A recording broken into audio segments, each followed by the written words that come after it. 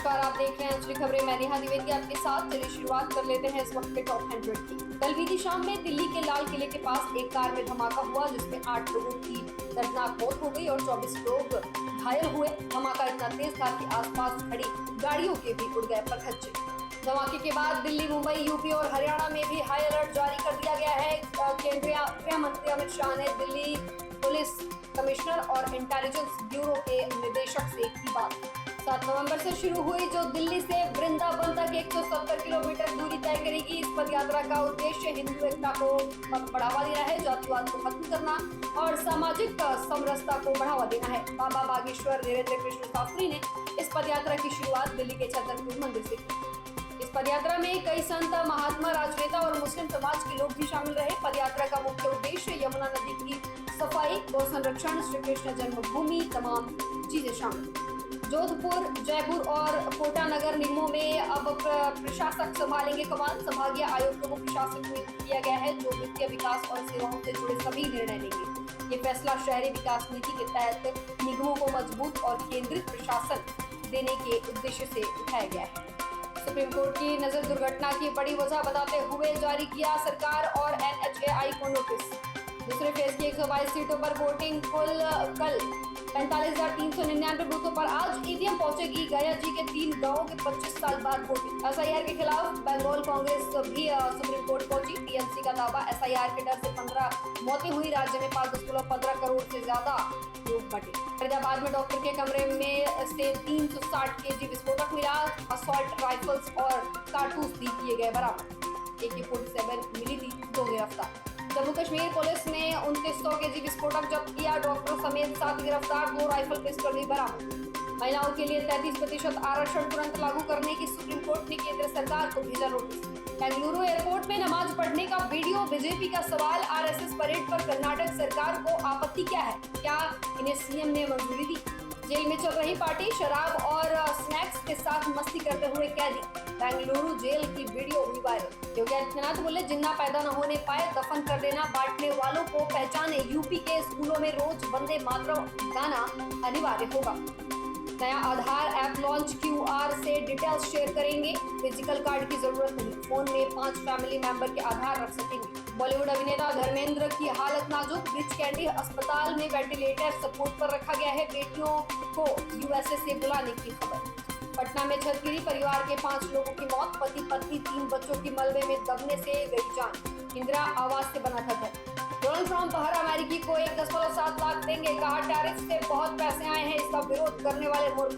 Sensex 319 अंक चढ़कर 83,535 पर बंद। निफ्टी 25,600 के करीब।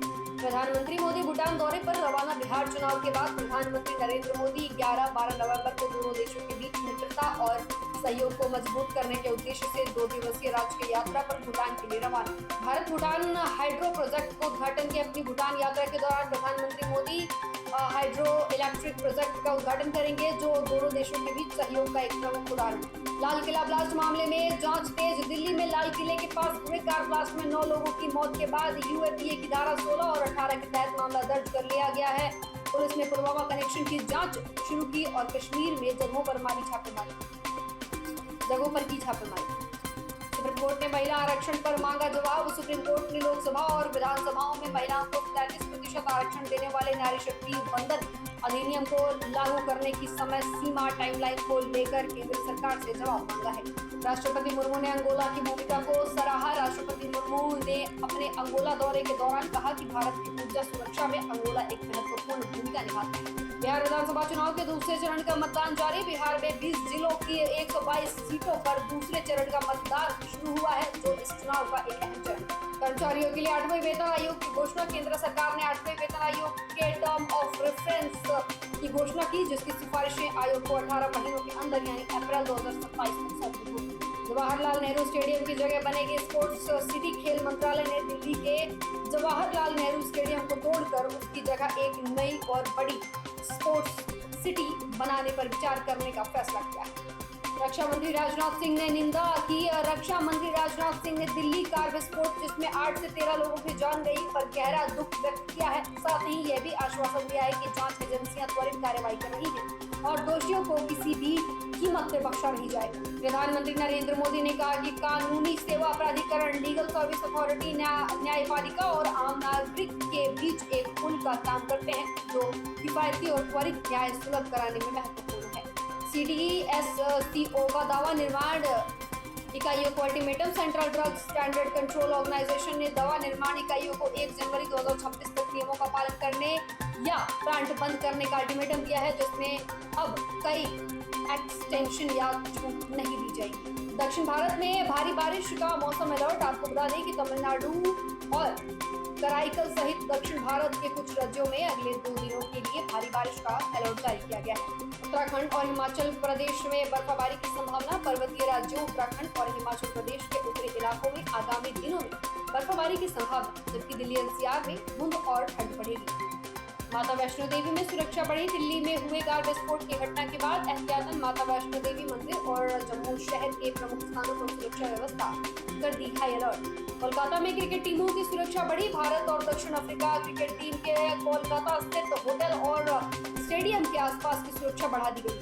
उत्तराखंड में संविदा कर्मियों की हड़ताल। उत्तराखंड में सरकारी सेवाओं और अस्पताल के कामकाज पर संविदा कर्मचारियों की हड़ताल का व्यापक असर देखा गया। G7 बैठक के लिए विदेश मंत्री कनाडा रवाना। विदेश मंत्री एस जयशंकर कनाडा के ओंटारियो स्थित नियाग्रा क्षेत्र में होने वाली G7 विदेश मंत्रियों की महत्वपूर्ण बैठक में भाग लेने के लिए हुए रवाना। उत्तर प्रदेश के संभल में अनियंत्रित पिकअप वाहन के सड़क किनारे खड़े ट्रक से टकराने से एक महिला की मौत हो गई, जिसके बाद पुलिस ने ट्रक चालक पर लापरवाही का मुकदमा किया दर्ज। दिल्ली ब्लास्ट में मरने वालों और घायलों की जो सूची प्रशासन ने जारी की है, उसमें दिल्ली के अलावा हिमाचल प्रदेश, उत्तर प्रदेश और उत्तराखंड के कई लोग हुए शामिल। बिहार विधानसभा चुनाव के दूसरे चरण के मतदान को शांतिपूर्ण ढंग से संपन्न कराने के लिए 122 सीटों पर सुरक्षा के व्यापक इंतजाम किए गए। दिल्ली ब्लास्ट में इस्तेमाल किए गए विस्फोटक की प्रकृति और तीव्रता जानने के लिए पहली फॉरेंसिक साइंस लाइब्रेरी रिपोर्ट आज आने की संभावना। CISF ने IGI एयरपोर्ट और मेट्रो पर बढ़ाई निगरानी। सेंट्रल इंडस्ट्रियल सिक्योरिटी फोर्स ने Delhi metro, Indira Gandhi international airport और अन्य महत्वपूर्ण सरकारी प्रतिष्ठानों पर सुरक्षा हुई चाक चौबंद। उत्तर प्रदेश पुलिस में रील बनाने वालों और सोशल मीडिया पर अनावश्यक सामग्री पोस्ट करने वाले पुलिसकर्मियों की महत्वपूर्ण स्थानों पर तैनाती पर रोक लगाने का फैसला किया गया है। दिल्ली में हुए विस्फोट के बाद अमेरिकी दूतावास ने भारत में रह रहे अपने नागरिकों के लिए सुरक्षा अलर्ट जारी किया है, जिसमें उन्हें भीड़ भाड़ वाली जगहों से बचने के लिए सलाह दी गई। बांग्लादेश की पूर्व प्रधानमंत्री शेख हसीना ने नई दिल्ली में हुए विस्फोट की कड़ी निंदा करते हुए मृतकों के प्रति गहरा दुख और शोक, संतप्त परिवारों के प्रति संवेदना व्यक्त की। भारत और आर्मेनिया के बीच 11वें दौरा का विदेश कार्यालय परामर्श येरेवन में आयोजित हुआ, जिसका उद्देश्य द्विपक्षीय साझेदारी और सहयोग को सह अध्यक्षों द्वारा मजबूत करना। क्वाड देशों भारत, अमेरिका, जापान और ऑस्ट्रेलिया के बीच मालाबार युद्ध अभ्यास 2025 गुआम में शुरू हुआ, जो हिंद प्रशांत क्षेत्र में समुद्री सुरक्षा सहयोग को बढ़ाया जाएगा। 30वां संयुक्त राष्ट्र जलवायु परिवर्तन सम्मेलन ब्राजील में शुरू हुआ, जहां भारत समेत अन्य देश जलवायु परिवर्तन से निपटने के लिए वैश्विक प्रयासों पर चर्चा करेंगे। इराक में 329 सदस्यीय नई विधायिका चुनने के लिए आज संसदीय चुनाव हो रहे हैं, जहां युवा मतदाता सुधार और बदलाव की उम्मीद कर रहे हैं। ताइवान ने टाइफून फंगबोंग के आगमन से पहले 3000 से अधिक लोगों को निकाला और चेतावनी जारी की। अमेरिका में जल्द खत्म होने वाली है सरकारी शटडाउन को रोकने के लिए सेनेट ने एक विधेयक पास किया, जिससे आर्थिक संकट टलने की उम्मीद। अमेरिकी राष्ट्रपति डोनाल्ड ट्रंप ने सीरियाई राष्ट्रपति अहमद अल शारा के साथ ऐतिहासिक वार्ता के साथ उसके बाद सीरिया को सफल बनाने के लिए हर संभव मदद करने का दिया संकल्प। अमेरिकी राष्ट्रपति डोनाल्ड ट्रंप ने कहा कि भारत के साथ एक व्यापार समझौता हो रहा है और वे किसी भी समय टैरिफ कम कर देंगे। गूगल द्वारा वर्ष 2027 तक अंतरिक्ष में सौर ऊर्जा से चलने वाले AI डेटा सेंटर बनाने के लिए प्रोजेक्ट सन कैचर लॉन्च किया गया। पीएम मोदी भूटान में चल रहे ग्लोबल पीस प्रेयर फेस्टिवल में भाग लेंगे और भगवान बुद्ध के विग्रह अवशेषों की पूजा करेंगे, जो भारत से लाए गए हैं। पाकिस्तान के संसद के उच्च सदन सीनेट से 27वां संविधान संशोधन पास हुआ, जिसके तहत सेना प्रमुख आसिम मुनीर को आसिम शक्तियां मिली।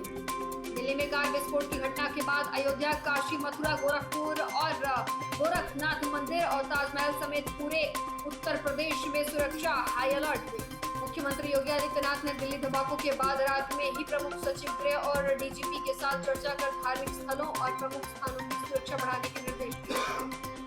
यूपी पुलिस का एक और एनकाउंटर हुआ, जहां मेरठ एसटीएफ ने मुरादाबाद में 2 कुख्यात बदमाशों आसिफ टिड्डा और दीनू को मुठभेड़ में मार गिराया।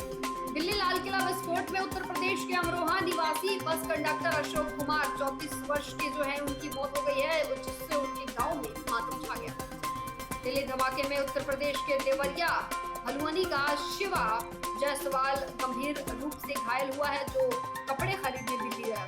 मौसम विभाग ने उत्तर प्रदेश के पश्चिमी और पूर्वी हिस्सों में अगले 48 घंटों के लिए शीतलहर चलने का अलर्ट जारी किया है। 8 से 11 नवंबर तक नेशनल गवर्नमेंट क्लाउड पर डेटा ट्रांसफर के चलते उत्तर प्रदेश में आज 11 नवंबर 2025 जमीन की रजिस्ट्री का काम बंद है। इलाहाबाद हाईकोर्ट ने परीक्षा नियामक प्राधिकारी को DLED परीक्षा पोर्टल शीघ्र खोलने का निर्देश दिया है, ताकि याची अभ्यर्थियों और परेशानी न हो। वहीं आवारा कुत्तों पर शिकंजा कसने के लिए सुप्रीम कोर्ट के निर्देश के बाद यूपी सरकार ने हर शहर में इस पर काम करना शुरू कर दिया है। दिल्ली विस्फोट के मद्देनजर भोपाल, इंदौर, ग्वालियर, जबलपुर सहित पूरे मध्य प्रदेश में हाई अलर्ट घोषित किया गया है, जिसके बाद धार्मिक और सार्वजनिक स्थलों पर विशेष निगरानी रखी जा सकती है। दिल्ली ब्लास्ट के बाद उज्जैन में हाई अलर्ट और नाकाबंदी चेकिंग के बीच 3 संदिग्ध युवा बैरिकेड तोड़कर भागने लगे, जिन्हें पुलिस ने गंभीर चोटों के साथ दबोच लिया। मध्य प्रदेश में रिकॉर्ड तोड़ ठंड पड़ रही है, जिसके चलते मौसम विभाग ने भोपाल और इंदौर समेत कई शहरों में अगले 3 दिनों तक शीतलहर का अलर्ट जारी किया है।